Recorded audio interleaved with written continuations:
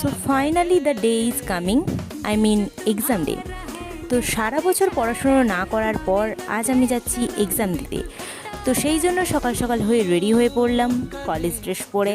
দেন আমার এই থোবড়াটাকে একটু সুন্দর করার জন্য একটু টোনার লাগিয়ে নিলাম আর লেগে পড়লাম আমার চমু হেয়ারস্টাইল তৈরি করার জন্য। তো সারা বছর আমার এই একটাই হেয়ারস্টাইল থাকে, কলেজে যাও বাড়িতে থাকো সব জায়গায় একই হেয়ারস্টাইল।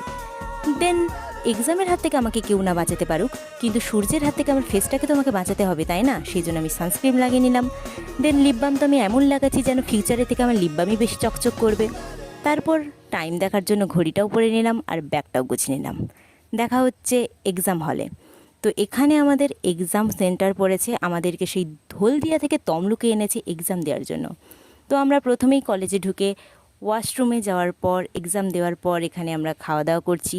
তো আমরা খাওয়া দাওয়া করতে থাকি, তোমরা ভিডিওটা দেখতে থাকো। টাটা।